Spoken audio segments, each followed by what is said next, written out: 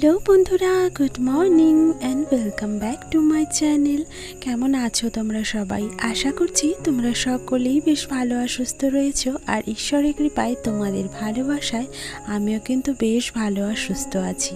আজ হলো বুধবার, আর এখন ঘড়ি কাটার সময় হচ্ছে সকাল 7টা মতো। তো আজকের ব্লগটা এখন থেকেই তোমাদেরকে সঙ্গে করে নিয়ে শুরু করছি। আশা করছি প্রতিদিনের মতো আজকে ব্লগটিও তোমাদের বেশ ভালো লাগবে। চলো তাহলে দেখতে থাকো। তো এই যে প্রত্যেক দিনের মতো ঘুম থেকে উঠে প্রথমেই বাসি কাজগুলো সেরে নিয়েছি। সেই সাথে দেখলাম গাছের পাতাগুলো বৃষ্টির জলে কি সুন্দর ধুয়ে গেছে আর পরিষ্কার লাগছে। সেই সাথে গাছে কিন্তু বেশ কটা ফুলও ফুটেছে দেখলাম। আর এই যে তারপরে বাজার থেকে কটা আজকে পরোটা নিয়ে আসা হয়েছিল, তো ওই পরোটার তরকারি দিয়েই সকালের টিফিনটা সেরে নিয়েছি বাড়ির সকলে মিলে। তারপরে চলে এলাম ভাইয়ের ঘরটা একটুখানি গুছিয়ে নিতে। সকাল সকাল ঘুম থেকে উঠলেই না বেশ তাড়াতাড়ি কিন্তু সংসারে কাজগুলো সেরে ফেলা যায়। আর এই তো বন্ধুরা, এই ঘরে এসে প্রথমে বিছানাটাকে খুব ভালো করে ছেড়ে পরিষ্কার করে নিলাম। আর সেই সাথে ঘরে যে টেবিলটা রয়েছে, টেবিলটাও না যথেষ্ট ধুলোবালি পড়েছিল দেখলাম। তো ওই যে দুদিন ধরে আসতে পারিনি ঘরটাতে, তো সেই জন্য একটুখানি ভালো করে ক্লিন করে নিচ্ছি। আর সেই সাথে জিনিসপত্রগুলোকে আবারও টেবিলে ঠিক তার জায়গা মতো গুছিয়ে রেখে দিলাম। সাজানো গোছানো ঘরবাড়ি আমরা প্রত্যেকেই ভালোবাসি, তবে আমার এই ছোট্ট ভাঙাচোরা ঘরটা যেন আমার কাছে স্বর্গ। তোমরা তো জানোই যে এই ঘরটাতে কিন্তু তেমন কোনো ফার্নিচার নেই, বা দামি কোনো ফার্নিচারও কিন্তু ঘরটাতে রাখতে পারিনি। তবুও জানো তো ঘরটা আমার কাছে বড্ড প্রিয়। আর আমি মনে করি যার কাছে যেই ঘরটাই থাকুক না কেন, সেটাকেই কিন্তু তার ভালোবেসে আপন করে নেওয়া উচিত। তো যাই হোক, অনেক কথাই তোমাদের সাথে শেয়ার করে ফেলি, কারণ তোমরাও কিন্তু আমার একটা ছোটোখাটো ফ্যামিলির মতন। আর এই তো বন্ধুরা, টেবিলটা গোছাতে গিয়ে পাশের আলনাতে দেখলাম ভাইয়ের একটা পাঞ্জাবি এলোমেলো হয়ে পড়ে রয়েছে। তো সেইটাকে আবারও গুছিয়ে আলনাতে জায়গা মতো রেখে দিয়েছি। আর চেয়ারের ওপরে দেখলাম বেশ কয়েকটা শার্ট আর টি শার্ট না খোলা অবস্থাতেই রয়েছে। তো এই যে বিছানাতে সেগুলোকে এনে ভালো করে ভাঁজ করে নিলাম। আর সেই সাথে এই যে চেয়ারটার ওপরে আবারও রেখে দিলাম। আসলে কি বলতো, ও যেই টি শার্ট আর শার্টগুলো বেশি ব্যবহার করে থাকে, সেইগুলোকে কিন্তু আমি এনে এই চেয়ারটার ওপরে রেখে দিই। এতে করে আলনাটা কিন্তু খুব একটা বেশি অগোছালো হয় না, মোটামুটি গোছানোই থাকে। তো এই যে ঘর তো আমার মোটামুটি গোছানো হয়েই গেছে। এখন চলো ঝটপট করে পুরো ঘরটাকে ঝেড়ে ফেলি। ওদিকে ভাই সকালে টিফিনটা সেরে চলে গিয়েছে আবার বাজারে দুপুরে রান্নাবান্নার জন্য একটুখানি মাছ আর একটুখানি সবজি বাজার করবে বলে। তাই আমি ভাবলাম আজকে সকালবেলা ওর ঘরটাই আগে পরিষ্কার করে নিই, তাহলে ও আস্তে আস্তে আমার এই ঘরের কাজগুলোও হয়ে যাবে। আর সেই সাথে জানো তো বন্ধুরা, কয়েকদিন ধরেই আমাদের এখানে না রাতে বেশ বৃষ্টি হচ্ছে, আর সকাল থেকেও বেশ মেঘলা মতন ওয়েদার হয়ে রয়েছে। যদি আবারও বৃষ্টি চলে আসে তাহলে কিন্তু বাইরের কাজগুলো করা একদমই হবে না। তো সেই জন্য ভাবলাম আগে উঠোনের দিকে বা টিউবওয়েলে যে সমস্ত কাজগুলো রয়েছে সেই কাজগুলোই আগে সেরে ফেলি। আর ভাইয়ের এই ঘরটা যেহেতু আমাদের উঠোনের সাইডে, তো এই ঘরে পরে যদি কাজ করতে আসি তাহলে কিন্তু ভিজেই আসতে হবে। তো যে কারণে এই ঘরের কাজটা আমি আজকে আগে সেরে নিলাম। তো দেখো বন্ধুরা, দেখতে দেখতে ঘরটা পুরোপুরি মোছা হয়ে গেছে। আর সেই সাথে কিন্তু সামনে যে বারান্দাটা রয়েছে সেটাকেও খুব ভালো করে মুছে নিচ্ছি। রাতের বেলা বৃষ্টি হলে কিন্তু তেমন কারোরই আমাদের অসুবিধে হয় না, বরঞ্চ বেশ ভালোই লাগে। তবে ওই যে দিনের বেলাতে যদি বৃষ্টি হয় তাহলে সেই ক্ষেত্রে কিন্তু কাজ করতে আমাদের বড্ড অসুবিধের মুখোমুখি হতে হয়। বিশেষ করে আমাদের জানো তো বাইরে যেহেতু টিউবওয়েল রাখা রয়েছে, তো আমাদের ধোয়া কাচা থেকে শুরু করে বাসন মাজার সমস্ত কাজই তো ওই টিউবওয়েলেই সেরে নিতে হয়। তো যেই কারণে যদি দিনের বেলায় বৃষ্টি হয় না, তাহলে সেই ক্ষেত্রে আমাদের কাজ করতে অনেকটাই অসুবিধে হয় জানো।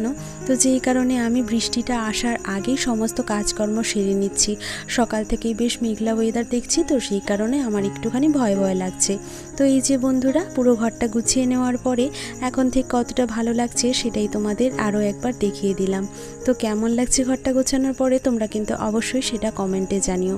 তো তো ওদিকে ভাইয়ের ঘরটা গুছিয়ে নিয়ে এখন কিন্তু চলে এসেছি আমার ঘরে। ওই যে সকাল থেকে এ ঘরে কোনো কাজই সারা হয়নি, দেখতেই পাচ্ছ বাসি বিছানাটাও কিন্তু পড়ে রয়েছে। তো ঝটপট বিছানাটাকে আগে তুলে নিই।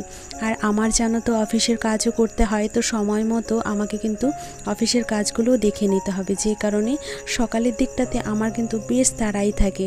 তো ঝটপট করে মেশিনের মতোই কাজগুলো সেরে নিতে হয় বলতে পারো। আর এই তো বন্ধুরা, তোমাদের সাথে গল্প করতে করতে বেশ কিছুটা কাজও কিন্তু এর মধ্যে করে নিয়েছি। ঘরে বিছানাটা তুলে ঘরটাকে ভালো করে ঝেড়ে নিলাম, আর সেই সাথে এখন কিন্তু চলে এসেছি ঘরটা মুছতে। তো ঝটপট করে চলো এখন ঘরটাকে মুছে ফেলি। আর এতক্ষণ পর্যন্ত যে সকল বন্ধুরা আমার আজকের এই ভিডিওটি দেখছো, আশা করছি ভিডিওটি তোমাদের ভালো লেগেছে। আর যদি ভিডিওটি ভালো লেগে থাকে প্লিজ ভিডিওটিতে একটি লাইক আর একটি সুন্দর কমেন্ট করে জানিও। সেই সাথে যদি কোনো নতুন বন্ধু প্রথমবার আমার ভিডিওটি দেখে থাকো বা প্রথমবার আমার চ্যানেলে ভিজিট করে থাকো, তোমরা চাইলে আমার চ্যানেলটি সাবস্ক্রাইব করে আমার এই ছোট্ট পরিবারের সদস্য হয়ে আমার পাশে থেকে যেতে পারো। আর এই তো ঘর দুটো মুছে নিয়ে টিউবওয়েলে চলে এসেছি। আর এখানে এসে দুধের দুটো বাসন রাখা ছিল, তো সেটাকেই মেজে ধুয়ে নিলাম আর তারপরে জল ঝরতে বারান্দাতে রেখে দিলাম। জানো তো কদিন ধরেই ভাবছিলাম ঘরের যে চিরুনিগুলো রয়েছে সেগুলো বড্ড নোংরা হয়েছে, তো ওইগুলোকে ভালো করে পরিষ্কার করে নিতে হবে। তবে ওই যে সকালেই ভাবি, কিন্তু পরে আবারও ভুলে যাই কাজের তালে। আজকে না মনে করে আমি ঘর থেকে বের করেই রেখে দিয়েছিলাম, যেন মনে করে এগুলো ধুয়ে নিতে পারি। তো এই যে দেখতে দেখতে চিরুনি দুটো পরিষ্কার করে নিয়ে বাইরের দিকে রেখে দিয়েছি। আর এই যে স্নানটাও সেরে নিলাম। এরপর স্নান করে উঠে গাছে যে সমস্ত ফুলগুলো ফুটেছিল সবটাকেই কিন্তু তুলে নিয়েছি। আর আজ জানো তো জবা গাছে দুটো জবা ফুলও ফুটেছিল, তো মা কালীকে সেটা দিতে পারবো। তো এই যে দেখো আমি কিন্তু ফুল কটা তুলে নিয়ে ঠাকুর ঘরে চলে এসেছি। তো চলো এবারে ঝটপট করে পুজোটা সেরে ফেলি। সারাটা দিন সংসারের নানান কাজে যতই ব্যস্ত থাকি না কেন, ঠাকুর ঘরে এসে যেন সমস্ত ক্লান্তির অবসান ঘটে। এই জায়গাটাতে এসে এত ভালো লাগে, সেটা হয়তো আমি তোমাদের ভাষায় বোঝাতে পারবো না। আর আমি জানি ঠাকুরঘর প্রত্যেকেরই কাছে ভীষণ প্রিয় একটা জায়গা, সেটা আর আমার কাছে আলাদা কিছুই নয়। তবে জানো তো আমার ইচ্ছে করে যেন একটুখানি বেশি সময় দিতে পারলে ভালো হতো এই ঘরটাতে। আর এই তো ঠাকুর ঘর থেকে পুজোটা দিয়ে এসে একটুখানি ক্রিম মেখে নিচ্ছি, সেই সাথে সিঁদুরটাও পরা হয়নি। তো চটপট করে এখন সিঁদুরটাও চলো পরে ফেলি। ওদিকে ভাই বাজার থেকে মাছ নিয়ে এসেছে, তো মাছটা আমি এর মধ্যে ধুয়ে বেছে নিয়েছি। তো সেরকম কিছুই তোমাদের সাথে শেয়ার করতে পারলাম না। তো চটজলদি এই যে কয়েকটা চাক আর লেজাটা রয়েছে আমি কিন্তু কড়া করে ভেজে নিয়েছি। আর মাছটা না একটুখানি কড়া কড়া না ভাজলে না আমরা একদমই খেতে পারি না। সেই সাথে এই যে দুটো মাথা রয়েছে, তো মাথাটাকেও দেখো আমি খুব ভালো করে এখন ভেজে নেব। মাথাটা যদিও আজকে রান্না করব না, কারণ মাথাটা রেখে দিলে কি হবে, কালকে কিন্তু কিছু একটা তরকারি করে নেওয়া যাবে। তো যাই হোক, এই যে দেখতে দেখতে মাথা দুটো কিন্তু আমার ভাজা হয়ে গেছে, তো এটাকে এখন তুলে রেখে দেব। তো এই যে দেখতেই পাচ্ছ সমস্ত মাছ কিন্তু আমি ভেজে রেখে দিয়েছি। আর আজকে না মাছের ঝোলটা করব ফুলকপি আলু দিয়ে। দেখবে বড় কাটা মাছের ঝোল কিন্তু ফুলকপি দিয়ে রান্না করলে বেশ ভালো লাগে খেতে।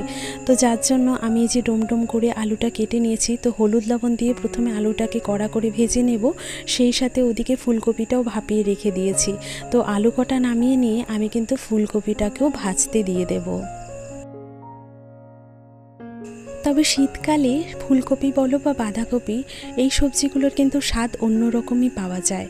তবে আমি একটুখানি ভয়ে ভয়ে ছিলাম যে রান্না তো করছি ফুলকপি দিয়ে, তবে সেটা কতটা খেতে ভালো লাগবে জানি না, কারণ এখনকার দিনে ফুলকপিগুলো কিন্তু একটু অন্যরকমই হয়ে থাকে। তবে কি জানো তো, রান্নাটা করার পরে খেতে কিন্তু বেশ ভালোই লাগছিল। তো ওদিকে আলু আর ফুলকপি ভাজাটা নামিয়ে এই যে আমি শাকটার মধ্যে হলুদ নুন দিয়ে কিন্তু করতে বসিয়ে দিয়েছি। তো ওদিকে শাকটাও আমার হয়ে গেছে দেখতে দেখতে। তারপরে এই যে ঝোলটাকেও কিন্তু আমি ফুটিয়ে নিয়েছি। মাঝে কিছুই তোমাদের সাথে শেয়ার করতে পারিনি তাড়াহুড়োর জন্য। তো এই যে দেখো মাছের ঝোল, সেই সাথে শাক ভাজা আর কালকের একটুখানি ডাল রাখা ছিল, তো সেটাকেই শুকিয়ে নিয়েছি। তো এই যে লাঞ্চের প্লেটটা তোমাদের সাথে শেয়ার করে নিচ্ছি। তো বন্ধুরা আজকের মতো এখানে বিদায় নিচ্ছি। কাল দেখা হচ্ছে আবারও একটা নতুন ভিডিওর সাথে। টাটা।